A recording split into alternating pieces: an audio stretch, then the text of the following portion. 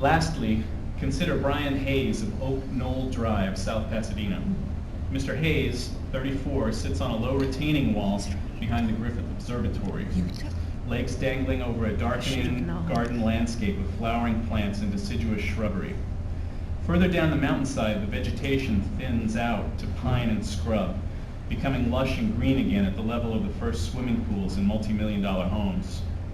Beyond even that, the monstrous logic of Los Angeles begins to reveal itself in the dusk as headlights, street lamps, and other point sources switch on for the night, electrical impulses in a vast motherboard whose most sensational computations will output to the 11 o'clock news.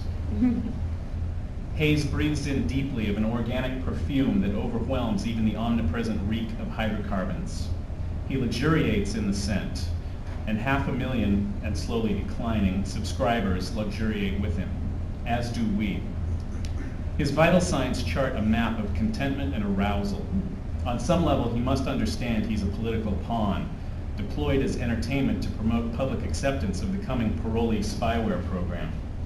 But it doesn't seem to be something he or the other 6 subjects think much about. Smell that, LA? He asks his companion. Moonflowers.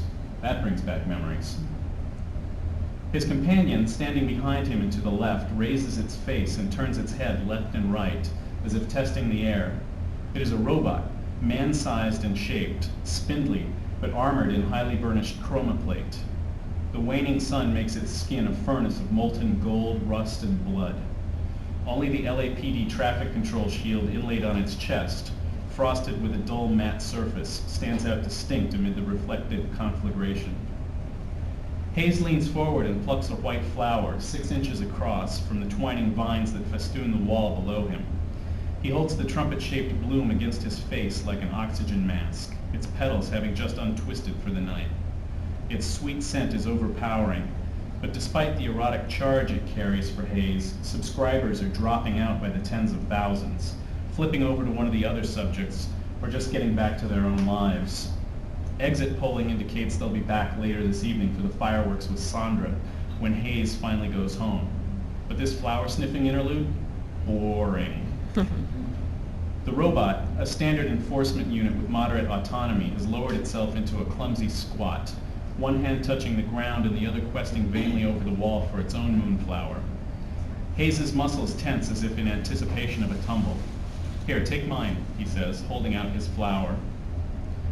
The robot pinches the stem gingerly, straightens, and holds the flower to its mouth grill. Now you're making fun of me, says Hayes. Annoyance scribbles its signature in his voice print and blood pressure. The robot can't smell that. Not fine details, says the robot, its voice plummy and its diction stilted, but I can distinguish the scent of flowers from other airborne chemicals. And through the robot, we say, these units are much better at recognizing smoke and hazardous gases of different sorts, but yes, they can smell the roses. Of course, we get a much sharper image through your senses than its. According to your nose, that's Ipomoea alba, sometimes classed as Calinoctium aculeatum. That's very interesting, says Hayes, obviously, along with his still declining subscribers, finding it anything but. That's just ace. He reaches down to snap another moonflower from its vine. Resting his weight on one hand, he leans back and relaxes as he breathes in the blossom's heavy perfume. It's moments like these, as sense memory carries muscles and biochemistry on a virtual journey back in time, that convince many subscribers they can read the subject's minds. Moods, yes. Minds, no. Disclaimers and demonstrations do little to disabuse them. But not even we can know for certain what the subject is thinking unless he chooses to say, or lets himself be prompted. You mentioned memories a moment ago, we say through the robot. Hayes smiles and his subscribers feel their faces split with sly, involuntary grins. The dropouts taper off and ratings plateau. It was the first night I spent with Sandra, he says. She had this little rented bungalow in West Hollywood, moonflowers and morning glories growing all up the side of the house and onto the roof. She kept the window open, and that's what we smelled all night. And I mean all night. His blood pressure spikes with the onset of arousal, as 100 subscribers comb public records for the bungalow's address. But a clench of his stomach follows almost immediately. God, I'm such a shit, he says, shaking his head. Brian, what makes you say that? We ask, though it's a dead certainty he's thinking about his evening bar outing with Naomi Warner. When Hayes looks up, the robot is regarding him with its head tilted at an almost human angle of concern. Our doing, not its. The moonflower dangles from its left hand like a forgotten offering. Hayes sighs, a soul-rending sound from the depths of his thorax. Even with 1 million people watching, I can't be a decent husband. Hell, a decent person. He stares morosely down the hillside. I may as well just throw myself off this mountain, or take a dive off the Hollywood sign like that actress, whoever she was. Peg and whistle. But that was over 100 years ago. You could never get near it now. Hayes glares at the robot. Well, assuming I could, then I would. It'd be better for me and for Sandra. You don't mean that. I do, says Hayes, though from his respiration and heart rate, we know that he doesn't, though his self-pity does run high. At the very least, L.A., I think I should pull the plug on the spyware. That he does mean, and suddenly the boards are abuzz with shocked protests and I told you so's. It's fortunate that Hayes can't follow the commentary in real time, but even more fortunate that we cannot betray our secret thoughts in the myriad ways humans do. The park closes at sunset, we say. What do you say we continue this discussion on the road? All right, says Hayes, and the robot extends a hand to help him to his feet. Its initiative, not ours. Upright, Hayes gazes a moment due east, and it doesn't take a mind reader to intuit he's looking toward South Pasadena and home. He fingers the moonflower still in his grip, then opens his hand and lets it fall. The robot, its arm a blur, catches the flower before it's dropped a foot. No littering, it says. It's a flower, says Hayes. Yes, says the robot. If it fell off a vine, would that be littering? It fell from your hand. Jesus, says Hayes, walking up the path and around the observatory's dirty white flank into shadow. He does not notice the robot lower itself carefully to its knees where he left it, on the stone path amidst foliage and crushed blooms of all sorts. As Hayes comes around to the front of the observatory, heading for the parking lot, several more robots are emerging from their posts in the trees and at the corners of the old Deco-style building. They form a loose phalanx around him, moving with him. His subscriber base effervesces with a fractal pattern reminiscent of the motion of air molecules against his skin in the warm twilight breezes. Users drop in and out, some drawn by the rumor of a plug pull, others just tracking his progress toward home and the fight that's sure to come. But overall, his ratings are making a slight gain. Not that you would know it by looking at him. Hayes moves at a heavy shamble past the James Dean Memorial, like a man on his way to the gas chamber. The last couples and families are packing up their cars, and some, catching sight of Hayes and his honor guard, nudge one another, wave, and try to attract his eye. Hayes bears this with resigned grace.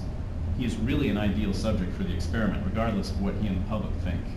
But he flinches at the sudden sound of squealing tires from the road beyond the parking lot. We've been tracking this Thunderbird as it winds through the park, of course, particularly since all 8 occupants are active subscribers now logged in, including the driver who has the car on manual. Half a dozen LAPD auto scooters, parked until moments ago, are already forming a blockade 50 yards ahead of Hayes, signaling on every band for the car not to cross. The robot phalanx tightens around Hayes. But crossing the line is not what these 20-something college students, frat brats from Occidental, have in mind. The red, tricked-out Thunderbird slews to a sideways stop just beyond the scooters, drunken kids hanging out the windows and gesturing lewdly. "Ditch the bitch, Brian," shouts one, and another, "Pound Sandra, make her give it up." And the rest are chanting together, "Do the nasty with Naomi, do the nasty with Naomi." Vitals through the roof, Hayes turns his head, at least denying the hecklers their chance to see themselves through his eyes for any length of time. His sense of loathing, though, both of them and of himself, rocks them back in their seats like a skin-crawling slap, as does the Thunderbird's acceleration as we override its control and send the car humming back down the drive to Vermont Canyon Road, trailing hydrogen exhaust. They've lost manual privileges for the evening, and they'll find that no matter what they want, where they want to go tonight, their auto drive will choose the most congested route to get them there. Are you all right, Brian? We asked through the nearest robot, concerned by his sudden lightheadedness. Hayes consistently pulls in the lowest ratings of any of the Spyware 7, largely because he's only had sex twice in the 3 months of the experiment, both times with his own wife. Caesar Murguia and Star Jarrett each do it daily, if not more often, and always with new partners, of which there is no shortage. The highest rated 3 hours of the series so far was Murguia and Jarrett together.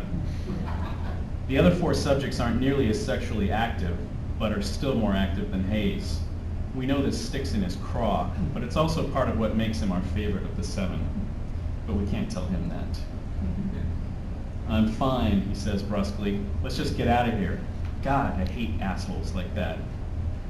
A patrol car rolls up before him and Hayes gets in, sinking gratefully into the gently vibrating back seat. One mirror-skinned robot enters through the opposite door to join him, while the rest of his escort board the humming scooters. The entourage pulls out onto the canyon road in perfect formation, the outriders winking pop, pop, pop from sunset red to brown and dark forest green as they descend into the shadow of Mount Lee. Beside Hayes, his current robot companion settles into its corner of the seat, right arm resting along the top of the upholstery. Hayes squirms as deep as he can into his own corner.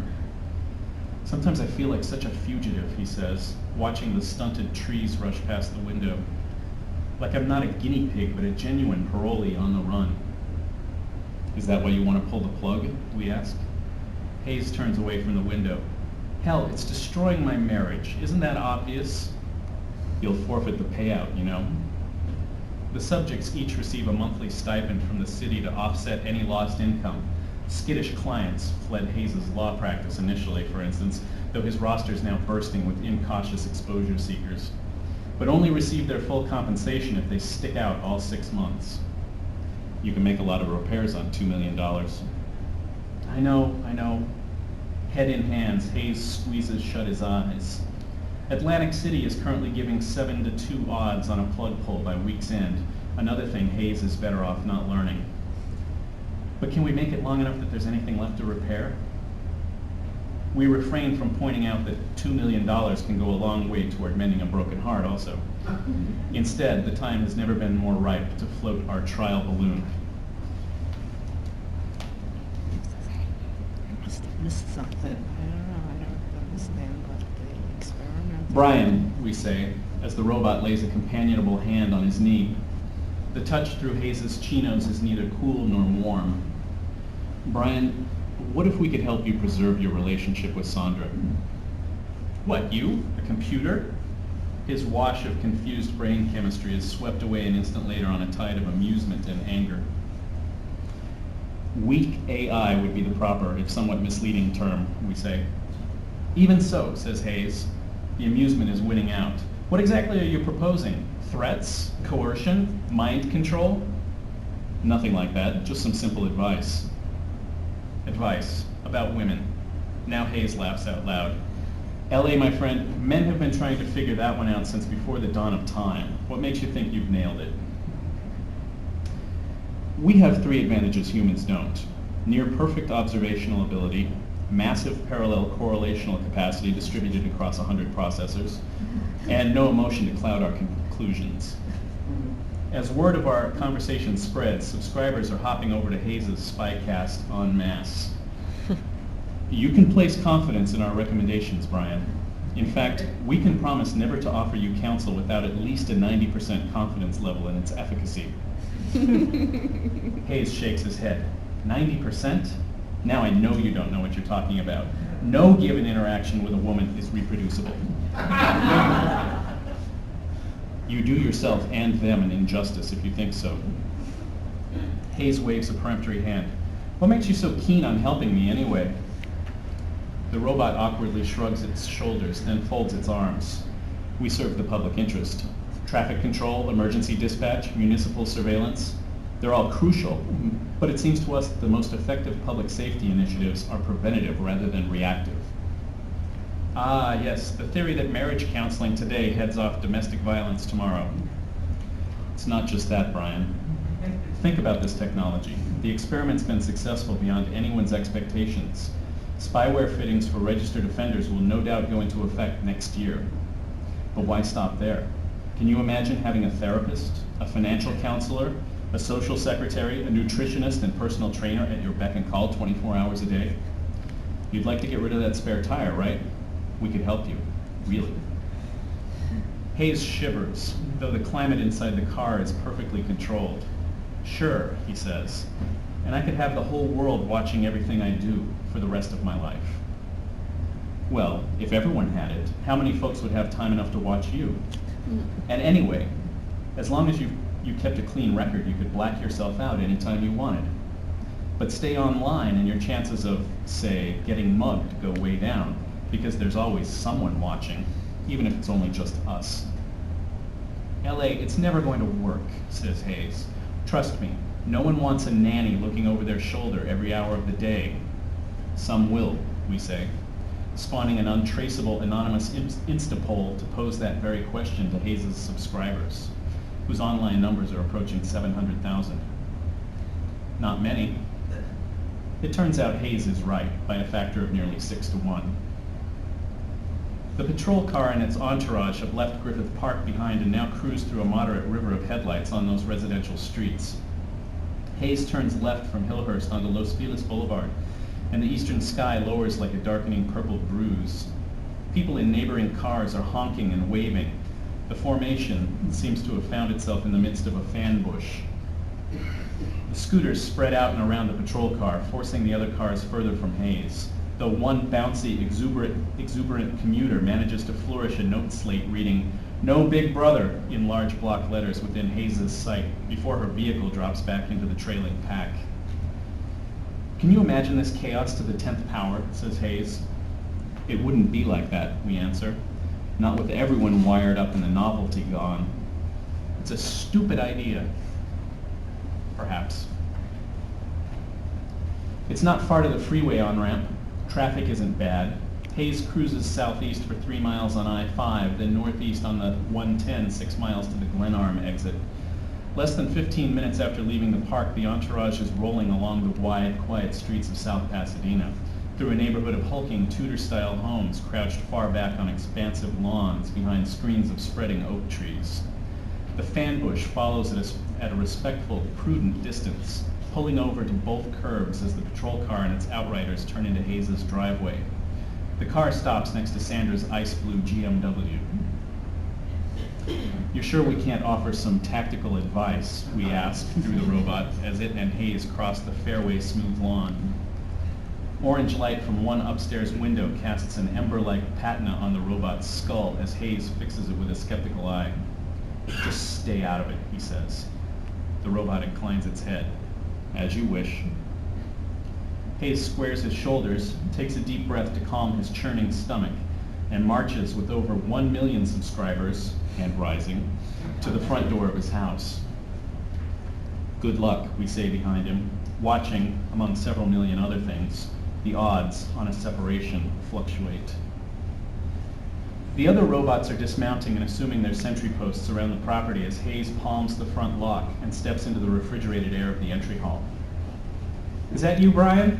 calls a sweet alto voice from upstairs through the dimness. "It's me, sweetheart," says Hayes. He begins climbing the stairs to the second floor, the polished oak of the banister cold beneath his hand, his tongue dry and blocky in his mouth. "I'm finally home."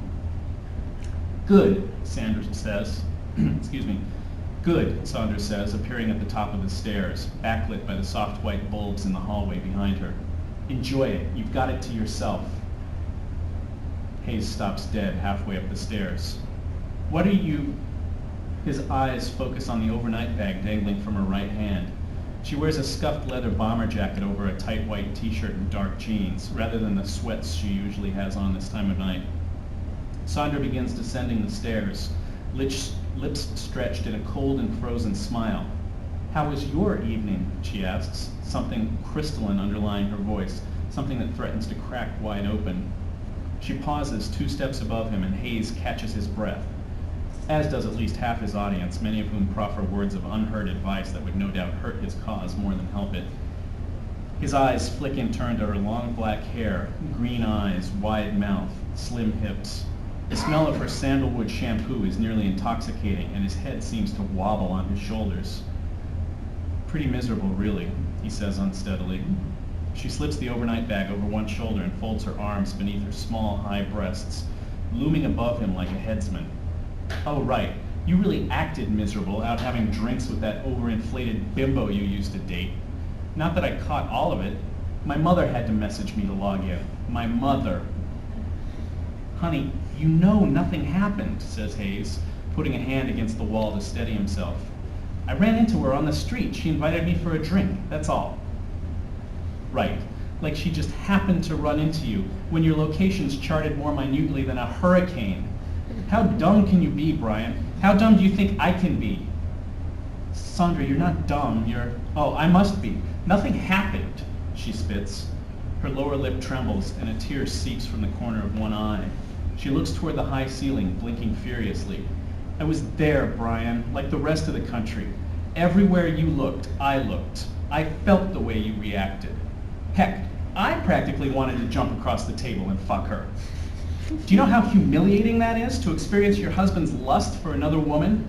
God, I feel so filthy having been in your head. How could you? Sandra punctuates this last question with a series of flat slaps at Hayes' shoulder as she pushes past him down the stairs. The commentary boards go nuts. Sandra's fans, there are some, cheering, and Hayes' legion detractors hooting. Hayes reels on the stairs, inducing such much nausea throughout the country. Honey, let's talk. Come back. Where are you going? I'm going to my sister's. Just leave me alone. She waves a dismissive hand over her shoulder. Please, wait, Sandra. But she's already out the front door, which snicks shut softly behind her. Hayes hears the low hum of Sandra's GMW as it backs out of the driveway and speeds away down the street. Oh, Jesus, he whispers, head bowed, arms hanging limply at his sides. A soft ping sounds from the kitchen, followed by the voice of Sandra's brother-in-law, Tom. Hey, Brian, pick up. I know you can hear me. All right, don't pick up. That's Ace. But don't worry, man. She'll cool off. Donna will talk some sense into her. All right, man?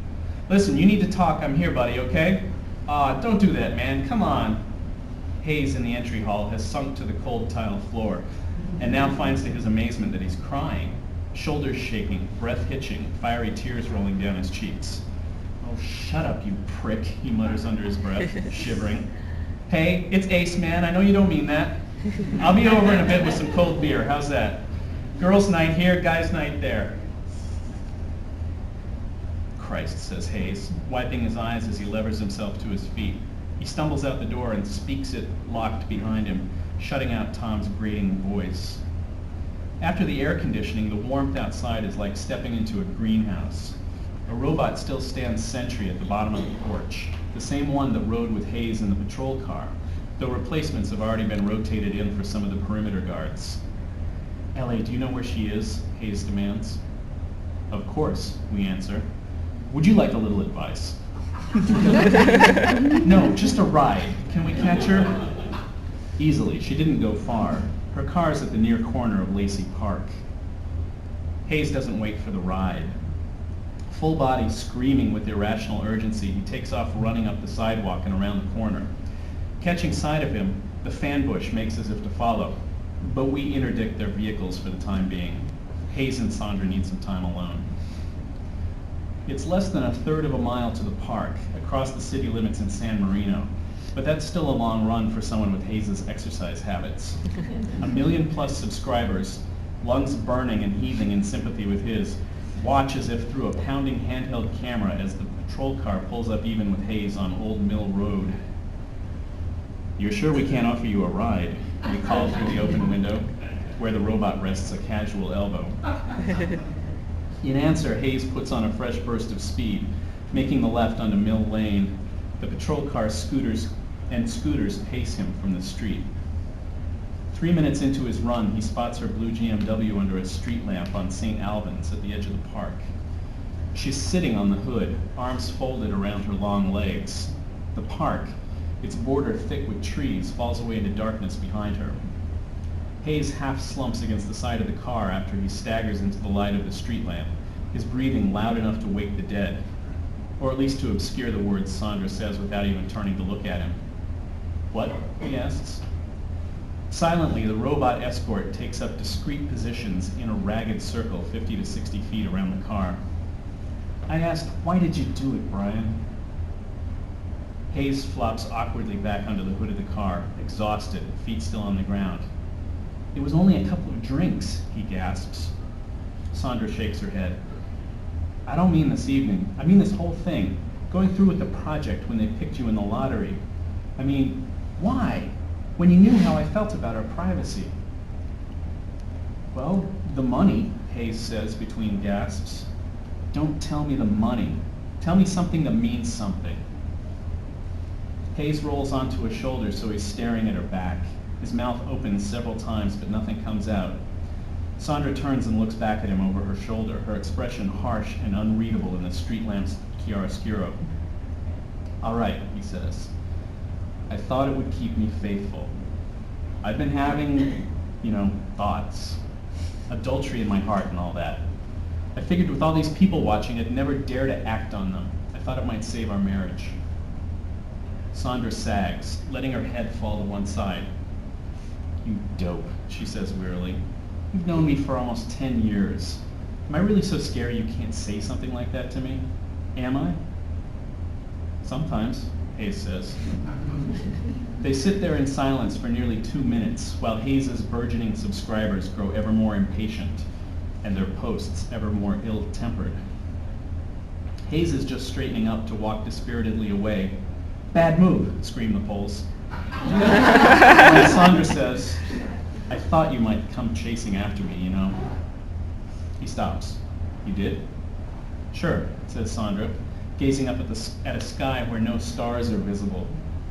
"Remember that game we used to play in MacArthur Park when we were first getting serious? I'd ask you if you'd ever let me get away, and then I'd run as hard and fast as I possibly could." Hayes can hear the distant sound of freeway traffic, and a warm breeze stirs the hairs at the nape of his neck. "So I'd run and catch you," he says. "And just as I was catching my breath, you'd do it again, run away. I wouldn't stop until I knew you were past spent. I hated that fucking game." Hayes follows Sandra's gaze to the blank monitor of the sky. "But I couldn't let you win." "You still don't get it. I only won when you did." Sandra turned her head, drilling Hayes with her eyes. "Brian, are you going to let me get away?" Of course not." "Really?" Sandra says, and takes off running into the trees. Hayes and his subscribers let out an exhausted groan. But he follows, across the grassy verge and into the trees. Quietly efficient, the robots follow. The boards go crazy, and the odds makers are off to town. Dark, clutching shapes crash crazily about Hayes. The stitch that blazes almost immediately in his side sends thousands of viewers groping to dial down their sensory input. But it's not far through the trees, and Hayes sees Sandra ahead beginning a sprint across a wide playfield.